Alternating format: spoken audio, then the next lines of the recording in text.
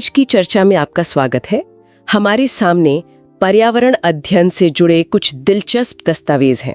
ये असल में एक परीक्षा की तैयारी के लिए है, पर इनमें जो जानकारी है वो किसी भी परीक्षा से कहीं ज्यादा बड़ी और गहरी है।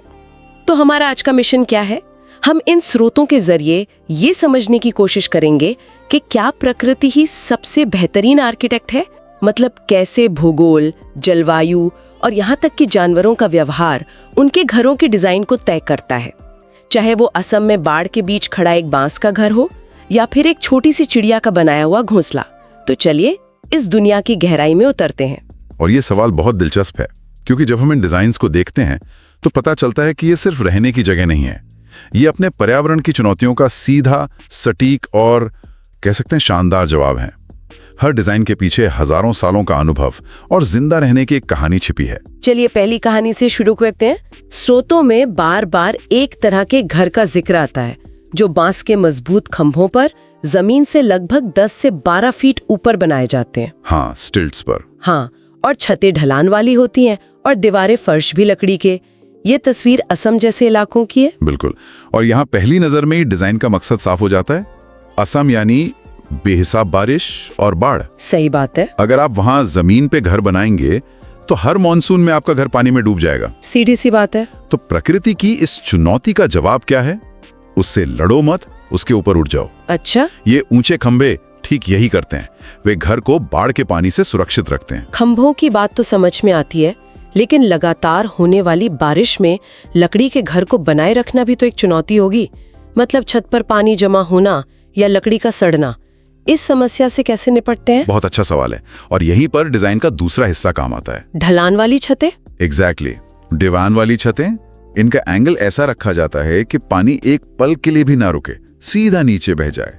इससे छत पर वजन नहीं बढ़ता और पानी रिसने या लकड़ी को नुकसान पहुंचाने का खतरा वो कम हो जाता है। तो ये पूरा ढांचा असल में प्रकृति के साथ तालमेल बिठाने का एक जीता जागता उदाहरण है। बिल्कुल, आप पानी के रास्ते में नहीं आते, आप उसे अपना रास्ता बनाने देते हैं। तो ये तो हुई ज्यादा बारिश वाले इलाके की बात। अब सिक्का पलटते हैं और चलते हैं एक ऐसी जगह जहां बारिश बहुत कम होती है।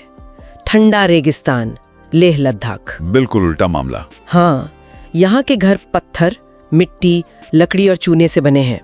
ये भी 2 मंजिला है, पर इनका डिजाइन असम के घरों से जमीन आसमान का फर्क रखता है। हाँ, क्योंकि यहाँ चुनौती बारिश नहीं बल्कि जमा देने वाली ठंड है। आप लद्दाख के पारंपरिक घरों को देखिए।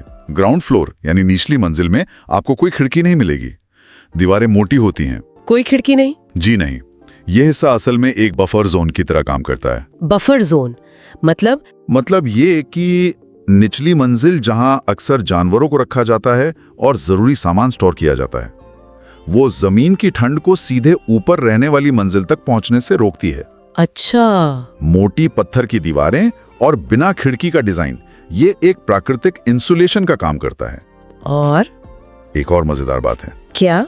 नीचे रहने वाले जानवरों के शरीर की गर्मी भी ऊपर की मंजिल को गर्म रखने में मदद करती है। अरे वाह, ये तो एक तरह का प्राकृतिक हीटिंग सिस्टम हो गया। बिल्कुल, ये तो कमाल है। और छतें? स्रोत बताते हैं कि यहाँ छतें सपाट होती हैं। ये थोड़ा अजीब नहीं है? मतलब पहाड़ों पर तो हम ढलान वाली छतों की उम्मीद करते हैं ताकि बर्फ आसानी से फिसल जाए। आमतौर पर हाँ, लेकिन लद्दाख एक ठंडा रेगिस्तान है, ये याद रखना जरूरी है। यहाँ बर्फबारी होती है, लेकिन ये बहुत शुष्क या ड्राई स्नो होती है जो ज्यादा वजनदार नहीं होती, और बारिश तो ना के बराबर है। तो पानी जमा होने की चिंता नहीं है? नहीं, इसके बजाय लोगों ने छत को एक और काम में लगा दिया है। गर्मियों के छोटे से मौसम में वे इन सपाट छतों का इस्तेमाल अपनी फसलें सुखाने के लिए, जैसे फल, सब्जियां। हाँ बिल्कुल, फल, सब्जियां, मिर्च, ये सब सुखाकर सर्दियों के लिए बचाकर रखते हैं। वाह, मतलब घर का हर हिस्सा एक से ज्यादा काम कर रहा है। बिल्कुल, एक मल्टीपर्पज डिजाइन है। इसी से जुड़ा एक और उदाहरण मनाली का है। स्रोत कहते हैं कि वहां भी घर पत्थर और लकड़ी के हैं, लेकिन छतें ढलान वाली हैं। तो एक ही जैसे पहाड़ी इलाके पर डिजाइन में इतना फर्क क्यों? क्योंकि दोनों की जलवायु में एक बहुत बड़ा फर्क है। अच्छा। लद्दाख ठंडा और सूखा है, जबकि मनाली ठंडा और नम है। मनाली में भारी बारिश और गीली बर्फबारी होती है, इसलिए वहाँ ढलान वाली छतें जरूरी हैं ताकि बर्फ का वजन छत को तोड़ ना दे। और वहाँ असम जैसी बाढ़ का खतरा नहीं है। इसलिए घर खम्मों पर नहीं बनाए जाते। ये दिखाता है कि वास्तुकला कितनी स्थानीय और सटीक होती है। कुछ किलोमीटर दूर जाते ही जरूरतें बदल जाती हैं और उनके साथ डिजाइन भी। इन उदाहरणों से एक बात तो साफ है कि सबसे अच्छा डिजाइन वो है जो अपने माहौल को सबसे बेहतर तरीके से समझता है। और इसी तर्क को अगर हम और आगे ले जाएं तो हमारे सामने कुछ और भी अनोखे घर आते हैं, जैसे अलास्का के एस्किमो जनजाति का बर्फ का घर, इग्लू। अब ये बात तो किसी को भी हैरान कर देगी कि बर्फ के घर में कोई गर्म कैसे रह सकता है। ये तो मतलब तर्क के ही खिलाफ लगता है। सुनने में जरूर लगता है, लेकिन इसके पीछे का विज्ञान बड़ा मजेदार है। दरअसल ठोस बर्फ एक बहुत अच्छी इंसुलेटर यानी ऊष्मारोधी होती है। बर्फ और इंसुलेटर? हाँ, इग्लू बनाने के लिए बर्फ के ठोस ब्लॉक्स को एक दूसरे से सटाकर रखा जाता है। इन ब्लॉक्स के बीच में हवा की छोटी छोटी परतें फंस जाती हैं और ये फंसी हुई हवा ही असली जादू करती है। कैसे? ये हवा अंदर की गर्मी को, जो इंसानी शरीर और एक छोटे से दिए से पैदा होती है, उसे बाहर जाने से रोकती है और बाहर की बर्फीली हवा को अंदर आने से।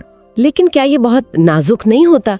अगर तापमान थोड़ा भी बढ़ा या ढांचे को नुकसान पहुंचा तब क्या होगा? बहुत ही व्यवहारिक सवाल है।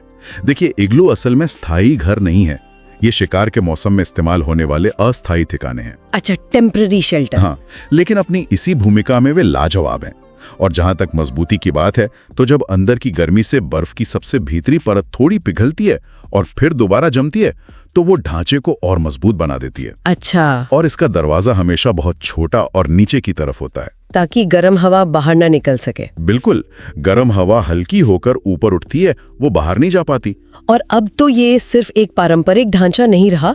स्रोत बताते हैं कि भारत में गुलमर्ग, कश्मीर में एक इग्लू रेस्टोरेंट भी बनाया गया है। हाँ, ये सोचना ही रोमांचक है। खैर, एक और अनोखा उदाहरण लद्दाख की चांगपा जनजाति का है, जो रेबो नाम के तंबुओं में रहते हैं। हाँ, रेबो, ये उनके खानाबदोश जीवन का सटीक प्रतिबिंब है। ये शंकु के आकार के बड़े टेंट याक के बालों से बुनी पट्टियों से बनते हैं। याक के बालों से? जी, याक के बाल बेहद गर्म होते हैं और पानी को भी अंदर आने से रोकते हैं। ये डिजाइन हजारों साल पुराना है और आज भी उतना ही कारगर है। इसे बनाना, समेटना और एक जगह से दूसरी जगह ले जाना बहुत आसान है। तो ये दिखाता है कि जब आपका घर स्थायी नहीं हो सकता तो उसे हल्का, मजबूत और मौसम के अनुकूल होना ही पड़ेगा। बिल्कुल सही। इंसानों के बनाए इन घरों की इंजीनियरिंग तो सच में कमाल की है। लेकिन अगर हम असली आर्किटेक्चरल जीनियस को देखना चाहते हैं तो हमें जानवरों की दुनिया में झांकना होगा। स्रोतों में पक्षियों के घोंसलों का बहुत दिलचस्प ब्यौरा है। और यहाँ हमें डिजाइन की ऐसी ऐसी मिसालें मिलती हैं जो हैरान कर देती हैं। हर पक्षी अपनी जरूरत, अपने बच्चों की सुरक्षा और उपलब्ध सामग्री के हिसाब से अपना घर बनाता है। जैसे कौवा। हाँ, कौवा, वो कोई नाजुक कलाकार नहीं है, वो एक प्रैक्टिकल इंजीनियर है। अपना घोंसला पेड़ की सबसे ऊंची शाख पर बनाएगा ताकि कोई पहुंच ना सके। और सामग्री टहनियां, घास फूस और यहाँ तक कि लोहे के तार। हाँ, जो भी मजबूत चीज मिले इस्तेमाल कर लो। बेचारा कौवा इतनी मेहनत से घर बनाए और कोई और आके मुफ्त में उसका फायदा उठा ले। मुझे कोयल की याद आ रही है। हाँ, बिल्कुल, प्रकृति में भी मुफ्तखोर किराएदार होते हैं। कोयल इतनी चालाक है कि वो घोंसला बनाने की मेहनत करती ही नहीं। वो क्या करती है? वो चुपके से अपने अंडे कौवे के घोंसले में रखाती है और कौवा अनजाने में अपने बच्चों के साथ साथ कोयल के बच्चों को भी पालता है। गजब है। ये प्रकृति में परजीविता का एक बेहतरीन उदाहरण है। लेकिन कुछ पक्षी तो सचमुच के कारीगर होते हैं, जैसे कि दर्जन चिड़िया या टेलर बर्ड। हाँ, नाम ही इतना सटीक है। बिल्कुल, ये पक्षी अपनी चोंच को सुई की तरह इस्तेमाल करता है। ये दो बड़े पत्तों को पास लाकर उनके किनारों को पौधों के रेशों या मकड़ी के जाले से सिल देता है अपनी चोंच से। हाँ, और उन सिले हुए पत्तों के बीच रुई या मुलायम घास रखकर अपने बच्चों के लिए एक आरामदायक और सुरक्षित घर बनाता है। प्रकृति की अपनी सिलाई मशीन है ये। और कुछ पक्षी सुरक्षा को सबसे ज्यादा तवज्जो देते हैं, जैसे फाख्ता या डव। हाँ, जो कैक्टस के कांटों के बीच अपना घोंसला बनाता है। मतलब शिकारियों के लिए वहां तक पहुंचना लगभग नामुमकिन है। सही कहा, हर पक्षी की अपनी रणनीति है। एक तरफ बारबेट या बसंत गौरी है जो किसी बढ़ई की तरफ पेड़ के तने में अपनी चोंच से छेद करके घर बनाती है, टुक टुक टुक करके। हाँ, तो दूसरी तरफ चील है जो आसमान में सबसे ऊंचाई पर 4-5 फीट चौड़ा एक विशाल घोंसला बनाती है। 4-5 फीट? जी, और सालों साल उसी का इस्तेमाल करती है, उसे और बड़ा बनाती रहती है। लेकिन एक कहानी है जो मुझे सबसे ज्यादा आकर्षक लगी, बीबर बर्ड यानी बया पक्षी की। यहाँ तो मामला ही कुछ और है। यहाँ वास्तुकला, कला और रोमांस का संगम बन जाती है। इसमें नर बया पक्षी एक नहीं बल्कि कई सारे सुंदर, जटिल और हवा में लटकते हुए घोंसले बुनता है। अच्छा, एक से ज्यादा? हाँ, कई सारे। हर घोंसला अपने आप में कलाकृति होता है। जब ये घोंसले तैयार हो जाते हैं तब मादा बया आती है। वो हर घोंसले का बारीकी से निरीक्षण करती है, उसकी मजबूती, उसका आराम, उसकी लोकेशन। एक मिनट, तो नर पक्षी एक तरह का स्वयंवर आयोजित करता है लेकिन घरों के साथ, और मादा आकर सबसे अच्छा घर चुनती है। हाँ, आप इसे ठीक यही कह सकते हैं। ये प्रकृति का अपना architect of the year award है। कमाल है। और मादा जिस घोंसले को चुनती है उसी में अंडे देती है। ये दिखाता है कि प्रकृति में एक अच्छा घर बनाना सिर्फ जिंदा रहने के लिए नहीं बल्कि अपनी अगली पीढ़ी को आगे बढ़ाने के लिए भी कितना जरूरी है। ये एक बहुत शक्तिशाली प्रेरक है। ये सच में अद्भुत है। इन सभी उदाहरणों को देखकर लगता है कि हम अपनी पारंपरिक प्रथाओं में छिपे विज्ञान को कितना कम आंकते हैं।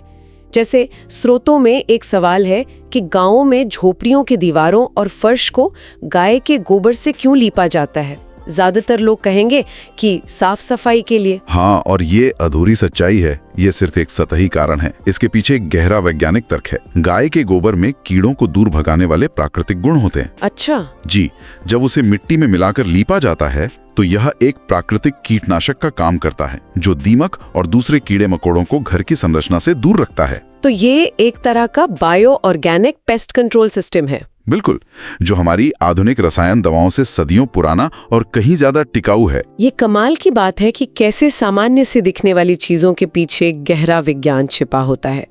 और ये सिर्फ छोटे घरों तक ही सीमित नहीं है। स्रोतों में गोलकुंडा किले का भी जिक्र है, जहाँ साधारण पत्थर की दीवारें भी असाधारण इंजीनियरिंग की कहानी कहती हैं। बिल्कुल, गोलकुंडा किले की वास्तुकला में एक ध्वनिक आश्चर्य है, अकॉस्टिक मॉवल। अगर आप किले के मुख्य द्वार पर खड़े होकर ताली बजाते हैं हाँ, तो उसकी आवाज लगभग 1 किलोमीटर दूर सबसे ऊंचे बिंदु पर बने दरबार हॉल तक साफ सुनाई देती है। 1 किलोमीटर दूर तक? कैसे? ये उस समय का एक वायरलेस कम्युनिकेशन सिस्टम था जो घुसपैठियों की सूचना देने के लिए बनाया गया था। ये भी तो गोबर की लिपाई जैसा ही है, एक ऐसी तकनीक जो दिखती साधारण है पर जिसके पीछे गहरी समझ और विज्ञान है। तो इन सभी कहानियों और उदाहरणों को एक साथ रखकर देखें तो हम किस नतीजे पर पहुंचते हैं? लद्दाख का पत्थर का घर, असम का बांस का घर या बया पक्षी का बुना हुआ घोंसला, इन सब में क्या समानता है? समानता ये है कि ये सभी अपने पर्यावरण की चुनौतियों का सबसे कुशल और टिकाऊ समाधान है। ये सिर्फ ईंट पत्थर या टहनियों के ढेर नहीं है। ये जवाब हैं। हाँ, ये अनुकूलन, कुशलता और प्रकृति के गहरे ज्ञान की जीती जागती मिसालें हैं। ये हमें सिखाते हैं कि कैसे स्थानीय सामग्री और समझ का उपयोग करके ऐसे घर बनाए जा सकते हैं जो आरामदायक भी हों और पर्यावरण के अनुकूल भी। बिल्कुल, ये हमें दिखाते हैं कि सबसे उन्नत तकनीक हमेशा सबसे जटिल नहीं होती। कभी कभी सबसे सरल समाधान ही सबसे बेहतरीन होता है। और ये आज हमारे लिए एक बहुत जरूरी सवाल भी खड़ा करता है। क्या? आज की आधुनिक वास्तुकला जो अक्सर हर जगह एक जैसे कांच और कंक्रीट के डिजाइन पर निर्भर करती है, वो इन पारंपरिक जलवायु अनुकूल तरीकों से क्या सीख सकती है? क्या हम ऐसे शहर बना सकते हैं जो अपने पर्यावरण के साथ लड़ने की बजाय उसके साथ तालमेल बिठाकर चले? शायद भविष्य के सबसे अच्छे डिजाइन की प्रेरणा हमें अतीत के इन गुमनाम आर्किटेक्ट्स के काम में ही मिले।